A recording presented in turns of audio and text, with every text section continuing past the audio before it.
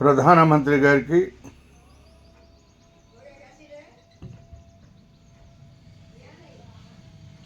హోంమంత్రి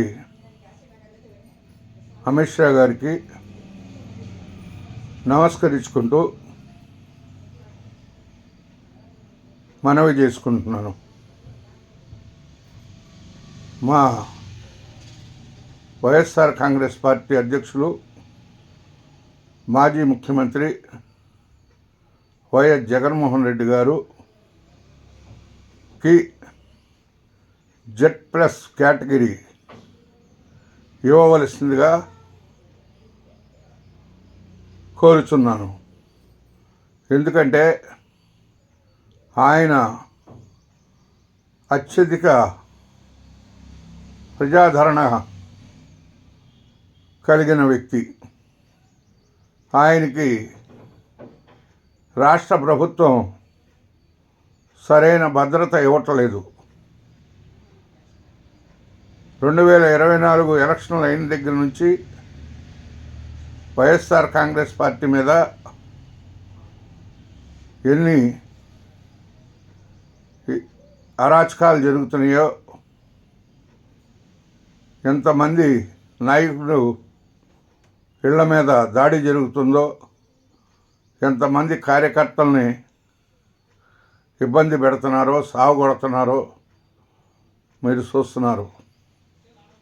వీళ్ళందరినీ పలకరించడానికి మా అధ్యక్షులు జగన్మోహన్ రెడ్డి గారు వెళ్తుంటే అత్యధిక జనం ఆయన్ని చూస్తానికి వస్తున్నారు. ఆ జనంలో సంఘ విద్రోహ శక్తులు ఎవరైనా వచ్చి ఆయన ఏం చేస్తారో అనేది ఈ రాష్ట్రంలో ఉన్న వైఎస్ఆర్ కాంగ్రెస్ పార్టీ నాయకులు, కార్యకర్తలు, ఈ రాష్ట్రంలో ఉన్న ప్రజలు ఆందోళన చెందుతున్నారు.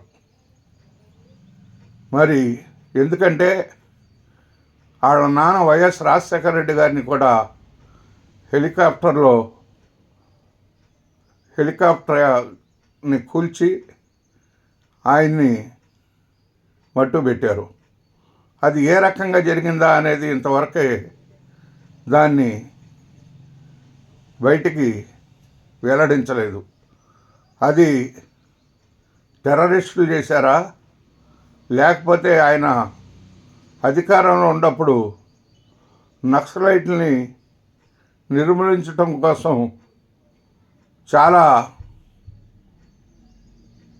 పకడ్బందీ వ్యవహారాలు చేశారు ఆయన. దాని మీద ఏమైనా జరిగిందా, లేకపోతే ప్రత్యర్థి రాజకీయ పార్టీల కుట్ర అనేది అది తెలియదు. మరి ఇవాళ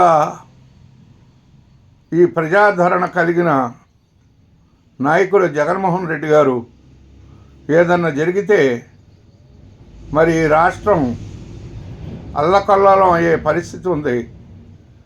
చాలా దారుణమైన పరిస్థితి చూడాల్సిన పరిస్థితి. మరి మీరు ఇటువంటి నాయకులకి అంతకుముందు మీరు ఇచ్చున్నారు మరి Z+ కేటగిరీ. మరి అలాగే మీకు కూడా జగన్మోహన్ రెడ్డి గారు మీరు అధికారంలో 2019లో అధికారంలోకి జగన్మోహన్ రెడ్డి గారు వచ్చినప్పుడు మీకు ఆయన మోడీ గారికి బిడ్డలాగా ఆయన మీకు ఎన్నుంటి ఉన్నాడు జగన్మోహన్ రెడ్డి గారు. మరి ఆయన్ని కాపాడుకోవాల్సిన అవసరం మీకు ఉంది. ఎందుకంటే ప్రధానమంత్రిగా మోడీ గారు, అమిత్ షా గారు హోంమంత్రిగా మీరు దయచేసి మీరు ఆంధ్ర రాష్ట్ర ప్రజలు